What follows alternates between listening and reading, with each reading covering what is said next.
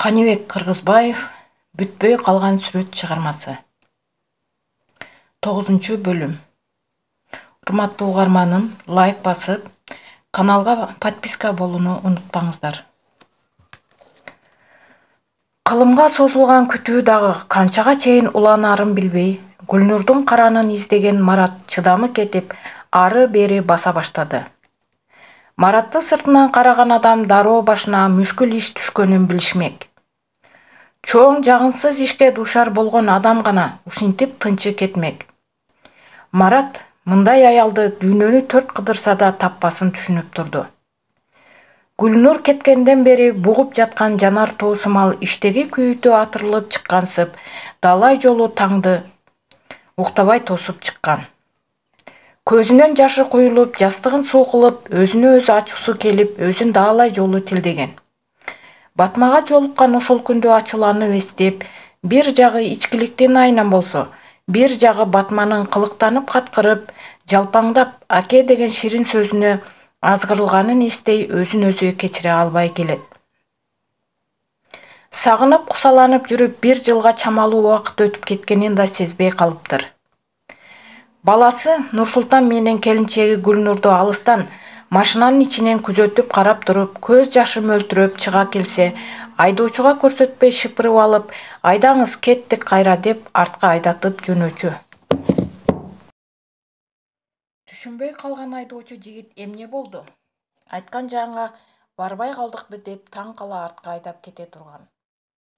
Болжолдонгон сааттан туура 1 сааттай өткөндө Гүлнурдун караанын көрүп сүйүнүп кетти да утурлай алдынан тосуп чыкты. Жарашыктуу кийинип, мурдагыдан да сулуу боло түшкөн Гүлнур Маратты карай келе жатты.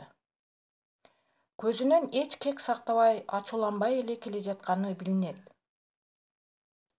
Аны көргөн Марат алгач кучак жайып, кучактап алайын деп баратып, кайра кагып койбосун деп ойлой туруп калды да, саламатсыңбы Гүлнур, кандай жүрөсүң дегенге эле жарады сүрдөп. Саламатчылык, өзүңүз дагы аман эсенсизби, жумуштарыңыз жакшыбы деп Мараттын көзүнө карай тигилди. Бул көз караштан кыянаттык жасап коюп, мага келүүгө кандай батындыңыз дегенди түшүндү. Жүр мындай отуралы деп Марат көздөрүн ала качып, обочодо бактын көлөкөсүндө турган скамейка тарапты колу менен жаңсап көрсөттү.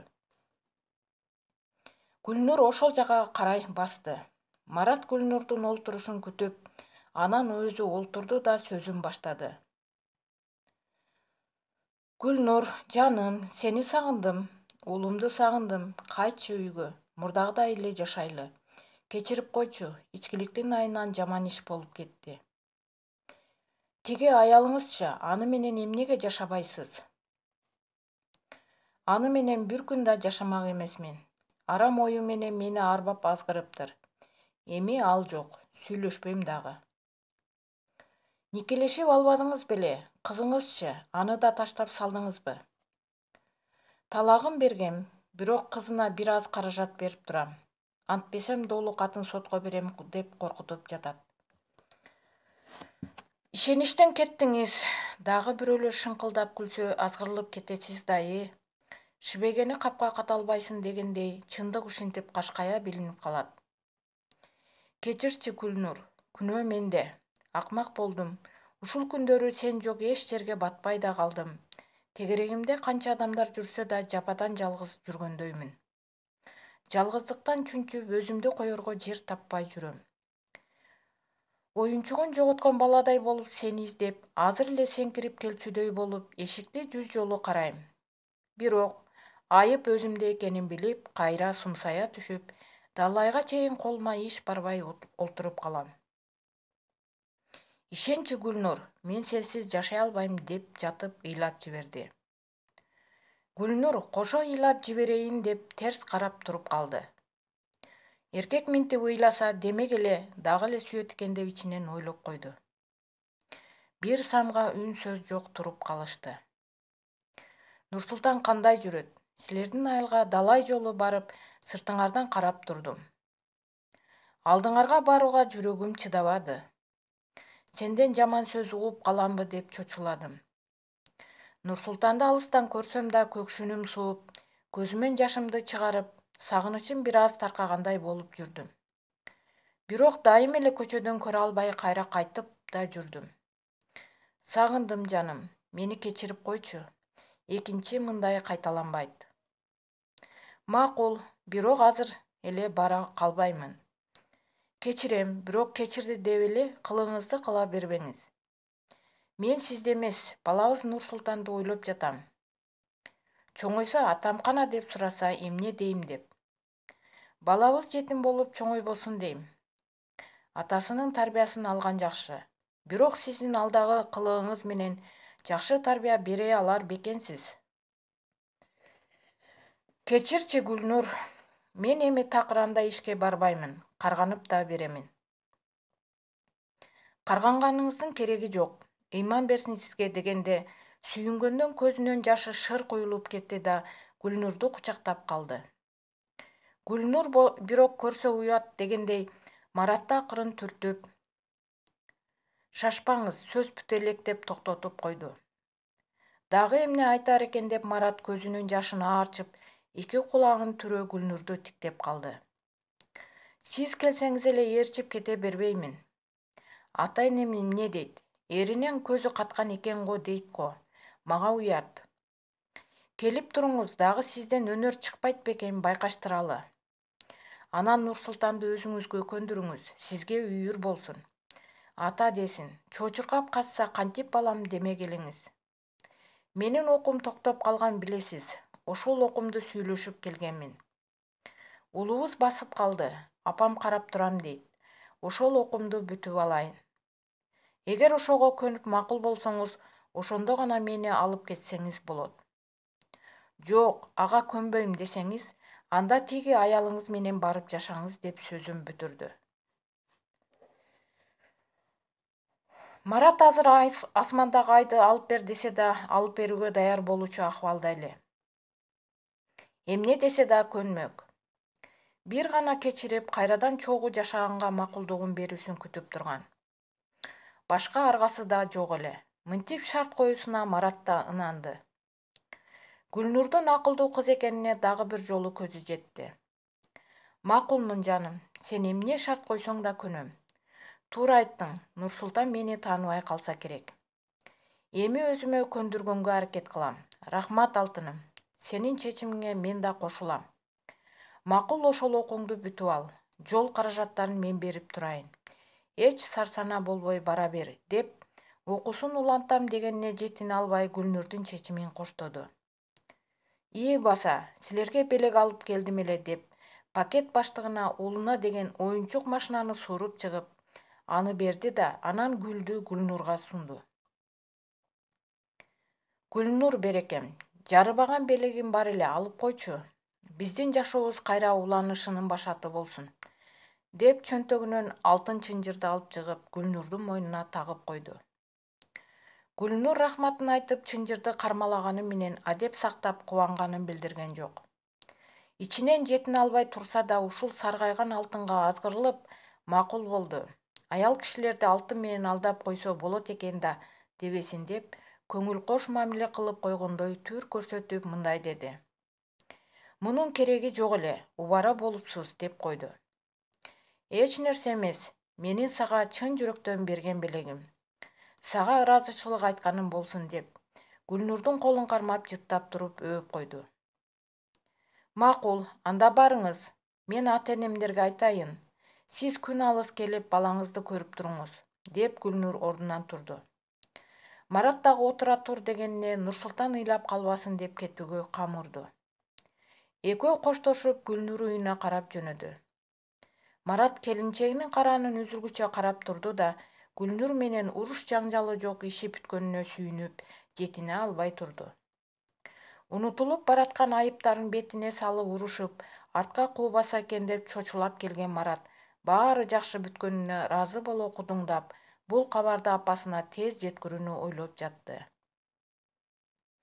Районго каттаган таксиге кол көтөрүп, токтотуп ою Гүлнурда болуп сүйүнүштө бара жатты. Ошол эле күнү жумушу бүткөн соң өз айылына жетип барды. Шаңыраңдап, босогону аттап кирип барып эле апасы менен учурашпай жатып, Апа, сүйүнчү, жакшы кабар, келиниңиз келмей болду деп апасын кучактап калды. Болсун балам, жакшы кабарыңа рахмат. Бактылуу болгула айланайындар деп Майрамкан апа жашып кетти. Болгон сөздөрдүн баарын төкпөй чачпай айтып бергенде Майрамкан апа сүйүнүп укту. Бирок азыр келбесин укканда бир аз ренжип алды да, мейли балам, өлбөгөн жанга жаз да келет деген. Өлбөй турсак бул күндөр да өтүп кетер. Эмне болсо да экөөңөр бактылуу болсоңор болду. Ары жагы экөөңөргө таандык. Мейли окуса окусун. Небереме алып келип көрсөтүп турсун деп Маратка өтүнүчүн айтты. Күндөр өтүп Марат кайынатасынан да кечирим сурап барып катышып калды. Нурсултандын там-туң басканын көрүп күлкүсү чыгып, сагынычы алиге таркабай жатты. Гүлнур окусын кайра улантып жатты. Кээде Нурсултанды атасына алып келип таштап коет да, өзү окусуна кетет. Окусунан кайтканда ала келет. Марат Гүлнур менен Нурсултан дегенде ичкен ашын жерге коёр эле. Арадан дагы айлар өтүп кетти. Бул арада Мараттын иниси Медет үйлөнүп калды. Майрамкан апа келиниң келсин деп Маратка дайындады эле. Гүлнур ошол күнү жетип келди. Кучакташып көрүшкөн кайнене менен келин узаакка чейин сырдашып олтурушту да, келинди кантип киргизип алуу жөнүндө сүйлөшүп калышты. Эң чоң келиним, сен болгонуң үчүн баардык бийлик сенин колуңда деп, каражатты жумшоо милдетин Гүлнурга жүктөдү. Гүлнур кызым, мен мурдагыдай чуркай албаймын. Эми өзүң башкар. Менин орун басарымсың, сага ишенем. Кайныңды үйлөнтүү милдети, тойдун камылгасын кылуу сенин колуңда, деп Майрамкан апа баардык иш-чараларды Гүлнурга тапшырды. Гүлнур жаш болсо да билбегенин кайненесинен сурап жатып баарын жасады. Келинди шаан шөкөтү менен киргизип алышты. Той болот, анын эртеси да болот дегендей, тойдон кийин жаңы келинди отургузуп алып, Гүлнурду көрсөтүп мактап кирди. Келиним, сен бизге жаңы бүлөө болуп кирдиң. Ушул жерден агарып көгөр айланайын. Ушул келиним келип колум узарды эле. Эми сен келип үй бүлөбүз дагы бир адамга көбөйдү. Ушул Гүлнур жеңеңен үлгү ал. Менден кийин келе ушул келиним башкарат, тилин алгыла. Непада көзүм өтүп кетсе, бири-бириңерди сыйлап, ушуну менин ордума апа деп тутунгула. Айланандарым, бактылуу болгулачы деп жашып кетти. Аны көргөн Гүлнур коюңуз, сиз өлбөңүз, жүзгө чыгыңыз деп кучактап койду. Гүлнурду, эми сен кетпей эле койчу, мында бол деп Майрамкан апа айтты эле. Апа, азырынча чыдай туруңуз. Окуума алыс болуп калат экен. Үй алсак сизди алып кетемин. Ага чейин бул келиниңиздин чайын ичип туруңуз, деп бир жумадан кийин коштошуп, ата энесиникине кетти. Көп өтпөй Гүлнурдун ата-энеси күйөө бала каттай берип кыйналып кетти. Иштеген жеринен батир алсын, ошол жака барып жаша. Эл айтпайбы, күйөө баласын күч күйөө кылып киргизип алыптыр деп. Бара кой кызым, биз жооп бердик. Бактылуу бол деп маңдайынан бир өөп тургуналы кызы Гүлнурга жооп берди. Атасынын мындай чечимине ыраазы болгон Гүлнур рахматын айтып ошол күнү эле бул жаңылыкты Маратка жеткирди. Рахмат жаным, өзүм батын албай айта албай жүрдүм эле. Атама рахмат. Макул, эртең эле батир таап сени көчүрүп келем деп кубанганынан Гүлнурду кучактап көккө турду. 2 бөлмөлүү батир таап тез эле көчүп келишип алды. Журкан төшөктөрүн 2 тараптын ата-энелери берип, бактылуулуктун күнүн кечирип жатышты. Нурсултан 3 жашка чыгып, оюнга тойбой, кылыгы менен ата-энесин күлдүрүп жатты. Бирок жумушсуздук, акча тартыш, мамлекеттеги кыйынчылык адамды оор түйүшкө салып жаткан эле. Гүлнур окуусун бүтүп, райондогу ооруканада медайым болуп иштеп калды. Алган маянасы жарытылуу эмес, тамактарына араң жетет. Мараттын тапканы менен анын акчасы да үй алууга жетпейт эле. Үй алуу үчүн бул маяна менен 20 жыл топтосо да топтолбосун билип жатышты. Баа күндөн күнгө өсүп, эл кыйнала баштады. Эбин тапкандар чет жака иштегени мамлекеттен чыгып кетишип жатты. Элди токтотконго мамлекеттин күчү жетпей, миллионго жакын кыргыз жарандары чет жака чыгып кетишти. Бийлик жумуш ордун түзүүгө эч кам жебей, орун талашып, бийлик талашмай менен күн өткөрүп жатышты. Акчалуулар депутат болуп, байыгандар байып, карапайым эл кароосуз калып кетти. Алардын ичинде Мараттын үй бүлөсү да бар эле. Мараттын атасы ошол оорусунан оңолбой, акыры кайтыш болгон соң, кородогу койлор союла берип, биротоло мукурап калышты. Бир эле уй калып, сүт ичип туруу үчүн кармап калышты. Марат мындан ары мындай жашоо болбостугун билип, чет жака чыгып иштеп келүүнү пландап жатты. Жылдар өтүп 2000-жыл келип калды. Нурсултан чоң жигит болуп калды. 6 жашка чыкса да атасындай сүрөтчү болом деп, кагаз калем кармап, бир нерселерди чиймелеп калат. Чет жака чыгууну уккан Гүлнур тааныбаган жака кантип жашайбыз деп, тайсалдап дароо эле макулдугун бербей жүрүп алды. Алган айлыгы 4000 сомдон жетпегенин көргөн Гүлнур кээде ыйлап алат. Баласына жарытылуу кийим алып бере албаса, же элдин балдарындай велосипед тебе албаса деп зээникейт. Бир күнү мындай деди: Марат, сиз бир жолу ишке чакырды эле дедиңиз эле. Эгер ошолор бар болсо сүйлөшүп көрбөйсүзбү? Мындай жашоо менен узакка барбайбыз го. Мен кыйналып кеттим. Эртеден кечке, кээде түнү менен иштейм. Алганым 4000 эле сом. Кийимден ашпайт. Сиздин тапканыңыз батир менен биздин курсакка жетет. Эми ушундай жашоо менен канча жашайбыз? Гүлнур маселени кабыргасынан коюп, Маратты ойго салды. Ошол кишилер азыр барбы жокпу билбейт. Анткени ошол жылдан бери 12 жыл өтүп кетиптир. Мен билейинчи, бирок телефондо эмес, жүз көрүшүп сурасаң иш беришер. Эгер баруу керек болсо акча топтойын дагы, бар дарегин билейин деп Марат жооп берди. Канчалык аракет кылса да, ошол мугалимдери менен байланыша албады. Биринчи барып иш таап, анан Гүлнурду баласы менен чакыртып алмак болуп сүйлөшүштү.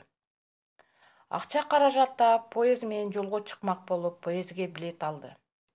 Ошол күн жакындаган сайын жүрөгү опколжуп, Гүлнурдан алыстап жатканына, ичи ачышкандай, аргасыздан таштап кетип жатканына кайгырып турду. Сааты күнү келип, Бишкекке келген Марат Москва-Бишкек каттамы менен кетүүчү поездге отуруп, алыс сапарга бет алды. Мен да узатып келем деген Гүлнурдун сунушун четке кагып, жолдо кыйналасың деп айылда эле коштошуп жөнөп кетти. Сагынычы узабай туруп эле башталып, кусаланып, Гүлнурду көргүсү келип кеткен Марат такатук деген бир калыпта чыккан үн менен кошо телмирип, казактын талаасын терезеден тиктеп баратты. Бир үмүт барып иш таап алсам деген ой жетелейт. Вагонда ар кыл адамдарга кошулуп, Марат да туулган өлкөсүнөн узап бара жатты. Поездге бараткан Марат терең ойго чөмүлүп, тегерегиндеги жүргүнчүлөрүнүн кажы-кужусуна деле көңүл бөлбөйт. Пласкарт вагонго жайгашкан Марат ортодогу коридордон бери адам толуп, көтөргөн сумка чемодандарына олтуруп алышканын көрүп, аябай зээникейди. Билет жетпегендери проводник эле акча берип коеюн деп, коен аталып, Россия жергесине баратышат. Жанындагылардан сураштырып көрсө, баары эле Москвага жумуш издеп баратыптыр. Тааныш билиши барлар чакырыптыр десе, кээ бирлери бара көрө жатарбыз дейт. Жумасына 3 жолу каттаган 17ден составы бар поезд Кыргызстандагы жумушсуз калкты ташып жатты. Кыргызстандан ар бир поезд менен эле 10 миңдеген адам чыгып, жумуш жоктугунан кара курсактын айынан үй бүлө багабыз деп баратышты. Марат 3,5 сутка дегенде Москванын вокзалына жетип барып, шаарга чыкканда көргөн көрүнүшкө аябай таң калды. Шаар аябай өзгөрүлүп, дагы да көркүнө чыгыптыр. Асман тиреген кабат үйлөр курулуп, бири-биринен кооз салыныптыр. Мурда бирин серин гана азиаттарды көрсө, эми кадам сайын эле кыргыз, өзбек, тажиктерин көрүп, баары эле мында көчүп келип алган го деп күлүп жиберди. Чогуу келе жатканда Бекболот аттуу кыргыз жигит менен чогуу келип сүйлөшүп, жолдо тааныш болуп калган эле. Аны айылдаш достору вокзалдан күтүп алып, кучакташып учурашып калды. Марат менен да учурашып кетмекчи болду эле, Бекболоттун жардамы тийди. Достор, бул таанышым да жумуш караштырып келе жатыптыр. Бирок таанышы жок экен. Жардам бере аласыңарбы деп суроо салды. Биз курулушта иштейбиз. Устачылыгың барбы? Болсо биз менен кошулуп иштей аласыңбы? Маянасы жакшы деди эле. Жок, мен устачылык жайым жок. Мен сүрөтчүмүн. 1-2 күн эле жатканга жай болсо, анан өзүм башка жака жайгашат элем деп жалоорugандай сүйлөдү. Таштап кетип калбасын деген тейизде баарын бир сыйра карап чыкты. Көчөгө таштамак белек, жүр дос. Эми сен да биздин досубузсуң. Жүргүлө деп булардын колундагы асынма сумкаларын колдон ала ээрчитип жөнөштү. Марат буларды ээрчип баратты. Өзү мурда көргөн Москва 12-13 жылда катуу өзгөрүптүр. Көргөн жерлерин эске түшүрүүгө аракет кылды. Бирок тигилерден адашып кала беремби дегендей, эки жакты карабай эле артынан калбай ээрчип баратты. Метрого кирип, андан соң сыртка чыккан Мараттар андан ары автобуска түшүп, шаардын сыртына чыгып кетишти. Тегереги бийик цемент, забор менен курчалган курулуш жүрүп жаткан имаратка келишип, кире бериште орус коопсуздук кызматкерлеринен уруксат сурап, бул экөөнү алып кирип кетишти. Курулуш жүрүп жаткан жерде 100дөн ашык жумушчулар каска менен униформа кийишип, ары-бери басып жумуш кылып жүрүшөт. Кебетелерине карап баары эле азиаттарго деп ойлоп койду. Жигиттер бүт элек бийик кабаттуу салынып жаткан имаратка киришти да, тепкич менен 2-кабатка көтөрүлүп, бир бүт элек бөлмөгө кирип барышты. Жигиттер айткан жатакана ушул экен. Жатакана аты эле болбосо, кирпич бойдон турган бул бөлмөгө жерден өйдөрөө кылып, кирпич менен көтөрүп, анан кыдырата тактайды тизип, сөрүдөй кылып жатуучу жай кылып алышыптыр. Терезеси менен эшигине кадимки эле клёнка тартып алышыптыр. Матрастардын тизилгенине караганда 10-15 адамдай жаткандай түрү бар. Аркы бөлмөдө да ушундай көрүнүш экен. Эх, мына жумуш. Эптеп эле жатсак болду дегендей жашоо экен. Суук муздак бул бөлмөдө. Марат чыйрыгып кетти да жигиттерге суроо салды. Жигиттер, эмнеге кадимки эле квартирага чыгып албайсыңар? Бул жерде жашоо үчүн шарт жок экен го десе. Дос, квартира кымбат. Ар бир адамдын башына акча алат. Анын үстүнө мындай чыксаң эле милиция кармап штраф салат. А бул жерде жакшы, эч ким кармабайт, акча да төлөбөйсүң. Тамак ашка бул жердеги эле магазинден алып кайра кирип кетебиз, деди жигиттердин бири. Марат окуп жүргөндөгү мезгилде милиция кармамай түгүл, башка жактан келгендердин укугун коргоп, эгер орус же башка тийиштик кылса сөзсүз жазаланчу. Эми муну укканда Марат чындап эле таң калып, ишенерин же ишенбесин билбей турду. Рахмат жигиттер, жатаканаңарга алып келгениңерге. 2 күн эптеп батырып турсаңар, анан өзүм жумуш менен жатакана таап чыгып кетем. Силерге тоскоол болбой, оор келтирбей деп. Марат жигиттерге рахматын айтты эле, бириси тамашага салды. Каалашыңча жашай бер. Ушул 24 кабаттын баары биздики. Тамак ашыңды деле алсаң болду, тура бер мында деп күлүп коюшту. Алар униформаларын кийишип, силер эс ала бергиле дешип жумуштарына чыгып кетишти. Бекболот экөө калышып, курсактары ачканынан сумкадагы нандарын алып, суу менен эле курук жеп алышты. Ары жакта да ушундай курулуштар жүрүп жаткан экен.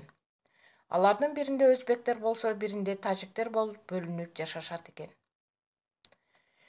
Кечинде жумуш бүткөндө баардык жумушчулар шагырап кирип келди да, чоочун балдарды көрүшүп, Кыргызстандан келишкен коноктор бар турбайбы дешип учураша, биринен бири өтүп учураша салам беришип, чарчаган немелер өз орундарына жата кетишти. Келген балдар ток чайнекке чай кайнатышып, бөлкө нанга майонезди шыбап эле жеп алышты. Эптеп курсак тойсо эле эсеп болуп калган жумушчулар катар тизилип бир бөлмөгө 15 тыгылып жатышат экен. Бекболот менен Маратты эптеп батырып алышты. Кысылып араң уктаган Марат таң атканын да топураган үндөр ойготуп жиберди. Жумушчулар кийинип ары бери басышып, курук эле нанды кепшеп, артынан суу ичип, жумуштарына жөнөдү. Бригадири болгула деп шаштырып баарын айдап кетти.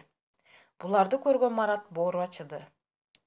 Өлбөстүктүн күнүн көрүп эптеп эле курсакты тойгузушкан жумушчулар ооруп калбады бекен деп сарсанаа болду. Ысык тамак ичип турбаса, булардын акыбалы кандай болот деп кейип алды. Бекболотту прораб менен тааныштырып, документтериңи каттатып коеюн деп кечеги жигиттердин бири ээрчитип кетти. Марат асынма спорт сумкасын Бекболотко дайындады да документтерин алып шаарга чыгып кетти. Өзү тааныган жерлерге барып, окуган жерин тааныбай калды. Алдына курулуштар түшүп, башкача болуп өзгөрүлүптүр. Мурда жөн эле кире берчү жерге эми коопсуздук кызматкерин коюп, эмнеге келдиң деп сураштырып жатып киргизет экен. Марат кирейин десе, кимге келдиң деп сурады. Мурдагы мугалимдерин айтса, андай адамдар жок деп киргизбей койду. Күтүүгө туура келди. Ары жактан ертишкен эки аял мугалимдер чыгып калышты. Марат аларга басып келди да: "Саламатсыздарбы? Мен бир кезде ушул жерде окуп кеттим эле. Өзүм кыргызстандык болом. Бүткөн кезде Сергей Петрович аттуу куратор жумушка чакырды эле. Бирок үйгө кеткен соң үй бүлөлүк жагдай менен келе албай калгам. Ошол киши барбы, ошону билейин дегем" деп кайрылып калды. Сергей Петровичтин атын укканда жүзүнө жылмаюу кирип, сүйүнүп кеткендей болду. Аялдардын бири: "Сен ошол Сергей Петровичтин колунда окудуң беле?" деп кайра сурады. "Ооба, ошол киши окуткан. Ал киши барбы?" "Жок, ал киши каза болуп калган. Биз ал киши менен да иштешип калдык.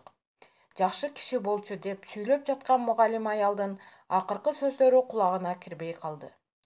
Үмүт кылып алып келген адамы каза болуп калганын угуп, баардык максаттары жалпы өчкөнсүдү. Эми эмне кылам деген ойдо бир аз ойлоно түшкөнүн байкап калган мугалим аял: "Сергей Петрович сени жумушка чакырса, демек сен жаман эмес сүрөтчү окшойсуң. Жүрчү бул жака" деп кире бериште чочундарды киргизбей жаткан коопсуздук кызматкерине "Бул жигит мени менен" деп уруксат алып Маратты ээрчитип кирип кетти. Кире бериштеги башкача коздолуп көркүнө чыгыптыр. Атактуу сүрөтчүлөрдүн портреттери чоң болуп тартылып илиниптир. Биздин ардагерлер деп Марат окуган кездеги мугалимдердин сүрөттөрүнөн бир экөө илинип турат. Сергей Петровичтин да сүрөтүн көрүп, убагында келип жаткан жумушуна орношуп албаганына өкүндү. Мугалим аял бөлүм башчыга кирип кетти да бир аздан чыгып: "Кире бер, сени күтүп жатат. Сени маселеңди чечкенге жардам берет" деп кетип калды. Артынан Марат терең ыраазычылыгын айтып коштошуп, эшикти ачып кирип барды. Столдо галстук таккан адам олтуруптур. Ушул жерде окуган десе кызыгып калгандай түрү бар. Марат менен сыпайы учурашып